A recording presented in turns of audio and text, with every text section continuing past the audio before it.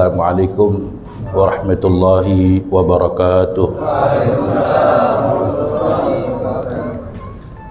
Alhamdulillahilladzi ja'ala Ramadan syahrus siyam wal qiyam lil mu'minin.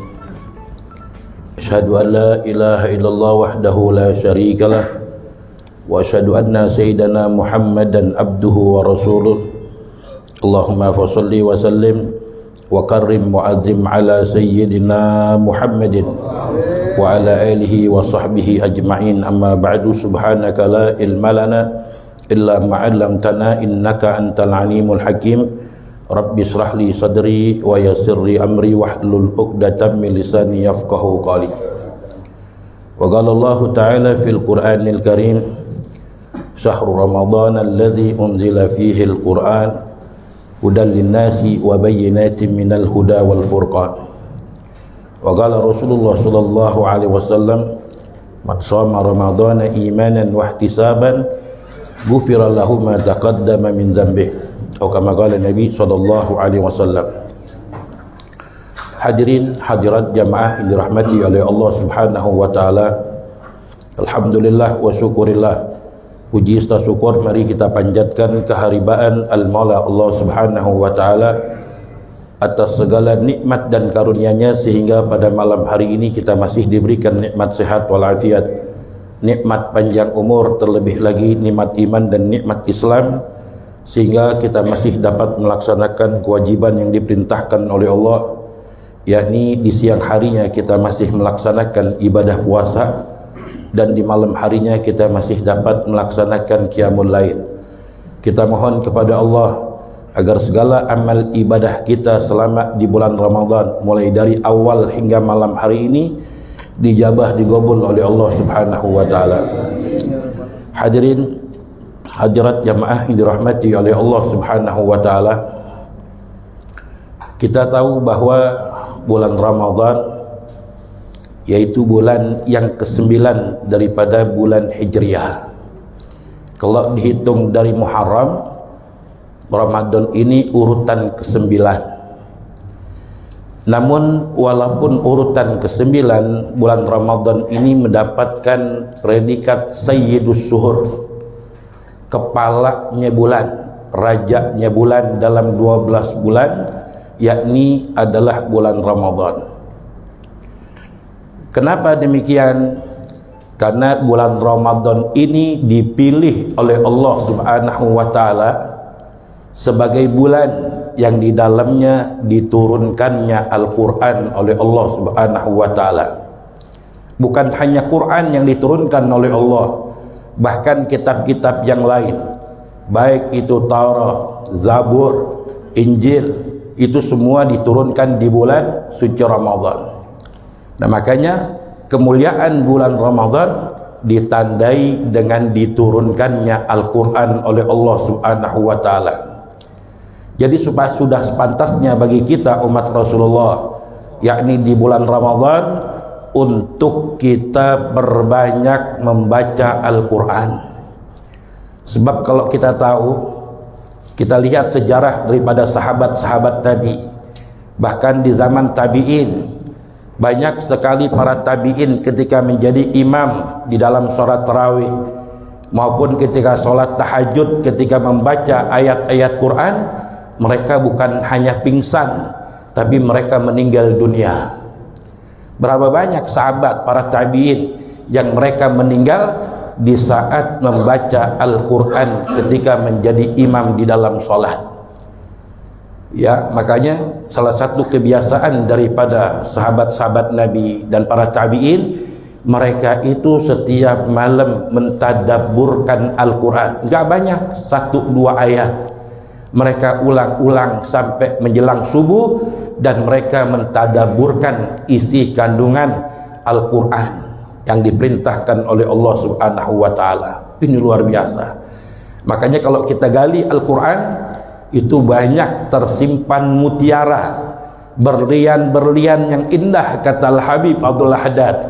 Siapa orang yang mendapatkan futuh lantaran sebab dia mengkaji Al-Qur'an, mentadabburkan Al-Qur'an, ya insyaallah orang itu akan menjadi ahlullah, menjadi ahlinya Allah Subhanahu wa ta'ala. Itu yang pertama. Ramadan itu mulia ditandai dengan diturunkannya Al-Quran. Yang kedua, Ramadan itu mulia karena di dalamnya ada perintah untuk melaksanakan ibadah puasa. Dan ibadah puasa ini yang dipanggil hanya orang yang beriman. Makanya dalam Quran Allah menyatakan, ya ayyuhalladzina amanu kutiba alaikumusiyam kama kutiba alal ladzina min qablikum la'allakum tattaqun. Wahai orang-orang yang beriman, yang dipanggil orang-orang yang beriman. Allah enggak mengatakan ya ayyuhal muslimun, enggak. Allah enggak panggil orang muslim. Ya, tapi yang dipanggil adalah iman. Ya, makanya syarat melaksanakan ibadah kepada Allah, yakni syaratnya harus beriman. Tidak cukup beriman, dia juga harus memenuhi syarat selanjutnya adalah balik dan berakal. Dan yang keempat syaratnya adalah ya itokoh, mampu untuk melaksanakan ibadah tersebut. Ya, sekarang kalau ada orang yang dia mengaku dirinya beriman, tapi di saat masuk bulan Ramadan dia nggak melaksanakan ibadah puasa di dalamnya, kemungkinan orang ini belum memenuhi syarat daripada syarat yang disyariatkan oleh Nabi kita Muhammad. Ima dia belum balik atau dia kemungkinan gila. Jadi kalau ada orang Islam umpamanya, ya anak kita tanya, Pak, teman saya nggak puasa di bulan Ramadan. Emang umurnya berapa? Sama 18 tahun Pak, tapi dia nggak puasa. Mungkin ada syarat yang belum diterpenuhi. Mungkin dia belum balik. Oh udah balik Pak, 18 tahun. Mungkin syarat yang kedua, dia majnun, dia gila.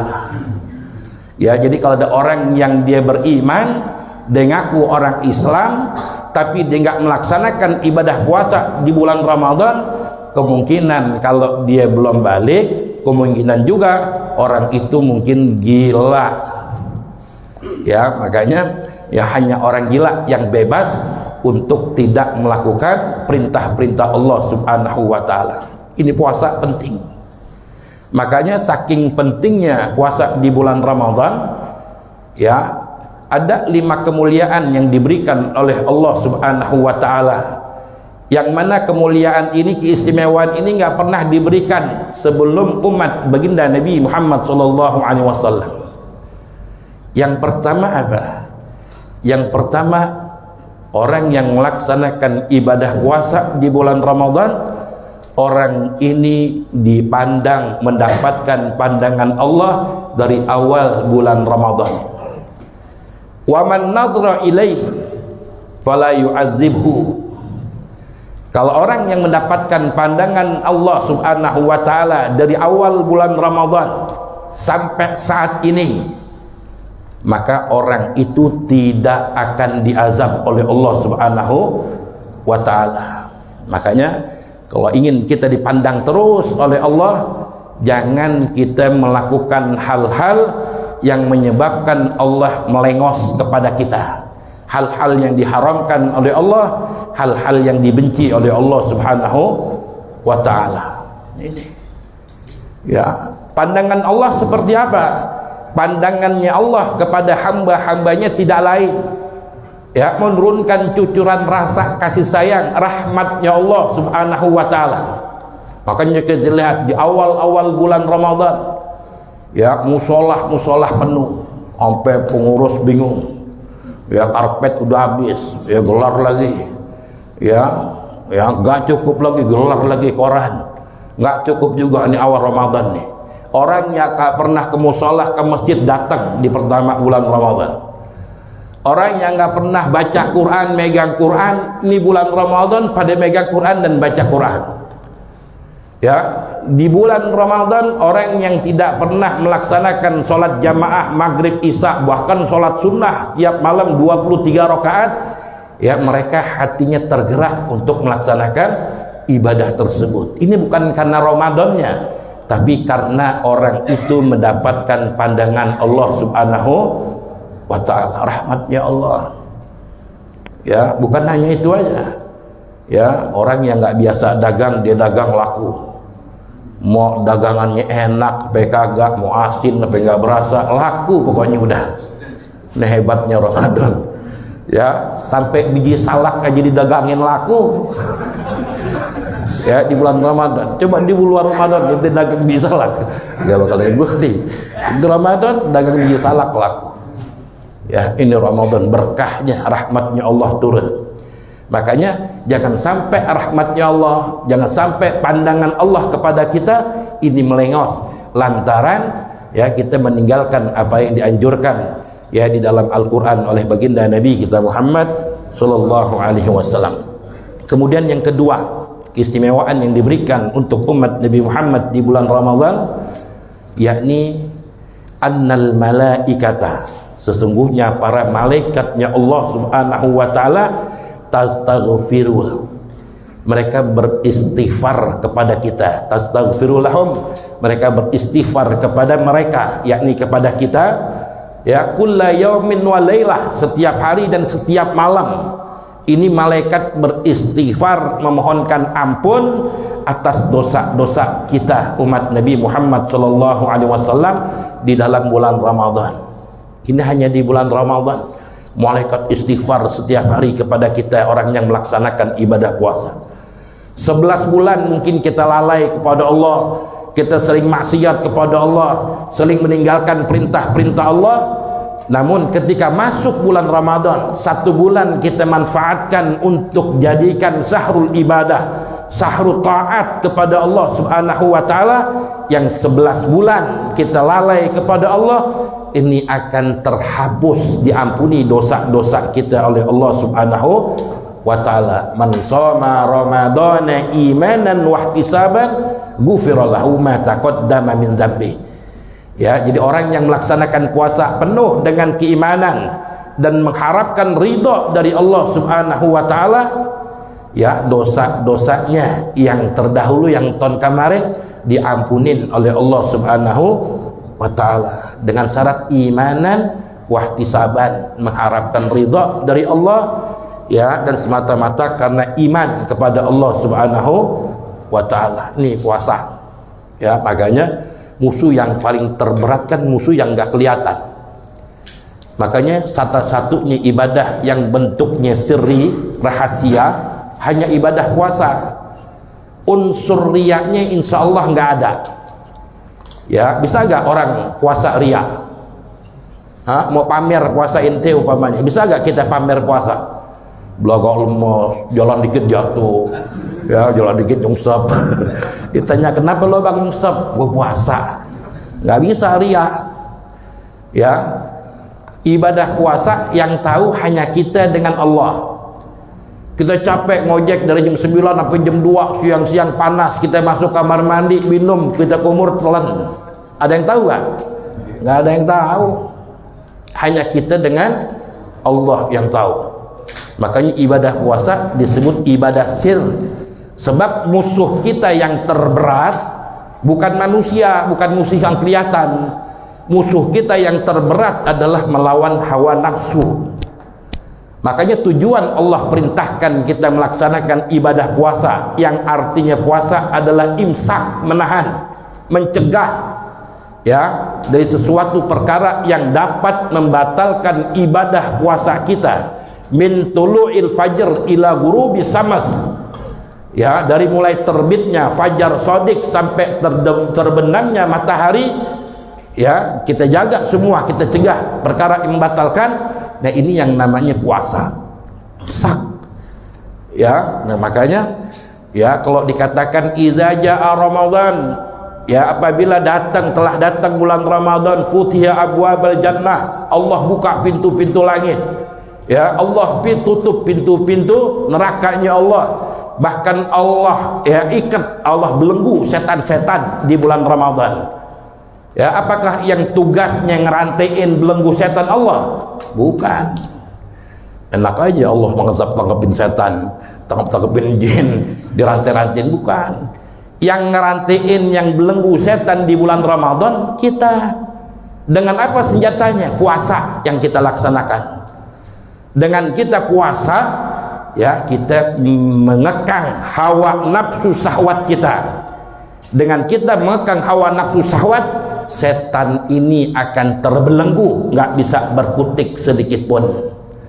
Makanya orang yang puasa imanan wahtisaban, selamat dia, ya, daripada gangguan setan. Oh, tapi setan banyak, Sat, buktinya nggak ada yang puasa. Emangnya nggak puasa setan, ya, yang nggak puasa itu setannya. Ya, sebab orang yang puasa itu apa? Ya, dia sudah mengekang, sudah melenggu, ya, setannya yang ada di dalam hati. Ya, makanya di dalam hati seseorang itu ada nafsu amaratu bisu, nafsu yang selalu mengajak kita untuk kita lalai maksiat kepada Allah. Nah, cara melawan nafsu, ya, yang enggak kelihatan ini dengan ibadah yang sifatnya sir, rahasia, yakni puasa di bulan Ramadan. Nah, ini cara mengalahkan hawa nafsu, cara membelenggu daripada setan-setan itu dengan ibadah puasa yang kita laksanakan. Kemudian yang terakhir, keistimewaan yang diberikan oleh Allah Subhanahu wa taala bagi umat Nabi kita Muhammad, yaitu ulufun famun shaim, bau mulut orang yang berpuasa, adyabu minallah min rihil misik, ya, akan lebih wangi dibanding minyak wangi misik nanti di hadapan Allah. Ya, bau mulut kita bau aja, ya, ada nilainya di mata Allah Subhanahu wa taala. Ya, bahkan lebih wangi daripada minyak misik nanti di hadapan Allah Subhanahu wa taala. Ya, jangan mentang-mentang bau mulut kita ada nilainya. Ya, sahur buka pakai jengkol, subuh sarapannya ikan peda mie peti, wah mantep tuh. Ya, dia nggak pakai gosok gigi dah. Ya, nah, kita tidur jam 9 capek. Tapi Imam Nawawi mengatakan yang namanya siwak itu sunnah, jadi nggak ada makruh-makruhan. Kita mau siwakan sholat zuhur kita siwakan, baca Quran kita siwakan, mau sholat asar pun kita siwakan, zuhur kita siwakan. Ini menurut Imam Nawawi tidak ada makruh di dalam hal itu, sebab siwak ini adalah sunnah. Yang makruh itu kita sikat gigi pakai odol. Nah, ini yang nggak boleh, sikat gigi kantongin, nggak apa-apa. Ya, yang bikin makruh tuh nggak boleh itu odolnya. Ya, nah ini. Ya, jadi kita sikat gigi, kita siwakan di bulan Ramadan boleh. Bahkan kita pakai minyak wangi di bulan Ramadan boleh gak? Ya, nah pakai minyak wangi pun, ya, menurut salah satu imam, ya, salah satu ulama dalam kitab Busra Karim itu mengatakan boleh. Ya, oh pakai minyak wangi nggak boleh Ramadan makruh. Ya, boleh, ngilangin bau nggak enak aja. Nah, ini diperbolehkan. Ya, yang kebanyakan ini yang tidak diperbolehkan, sebab pakai minyak wangi itu pun juga termasuk sunnah ketika kita ibadah kepada Allah Subhanahu wa ta'ala. Nah, ini, ya, makanya kemuliaan bulan Ramadan yaitu ditandai dengan diturunkannya Al-Quran oleh Allah. Yang kedua, ditandai dengan perintah untuk melaksanakan ibadah puasa di bulan Ramadan. Dan kedua ini, dua-duanya akan memberikan syafaat kelak kepada kita. Al-Quran mengatakan nanti kepada Allah, ya Rabb mana'tuhu minan naum billail. Ya Rabb, aku telah mencegah orang ini dari tidur malamnya lantaran dia membaca aku. Ya, kata Al-Quran, fasafi'ni fih, maka berikanlah syafaat kepada mereka. Begitu juga puasa, dia akan mengatakan kepada Allah, ya Rabb mana'tuhu minat ta'am wa syarab ya bin nahar. Aku telah mencegah orang ini makan dan minum di siang hari. Fasafi'ni fih, berikanlah syafaat kepada orang ini. Ya, puasa dan Al-Quran ini kedua-duanya bisa memberikan syafaat kepada kita umat Nabi kita Muhammad sallallahu alaihi wasallam. Ya, mudah-mudahan kita semua ya insyaallah mendapatkan syafaat daripada Al-Quran, syafaat daripada puasa yang kita laksanakan, dan kita minta kepada Allah agar kita diberikan keistiqomahan, agar kita bisa menjaga segala ibadah kita di bulan Ramadan dari awal hingga akhir Ramadan. Dan kita mohon kepada Allah kelak menutup akhir hayat kita wafat dalam keadaan husnul khatimah dan keluar daripada bulan Ramadan tidak lain la'allakum tattaqun, apa yang diharapkan oleh Allah supaya menjadi hamba-hamba yang takwa ini akan terwujud ya pada diri kita. Amin ya rabbal alamin.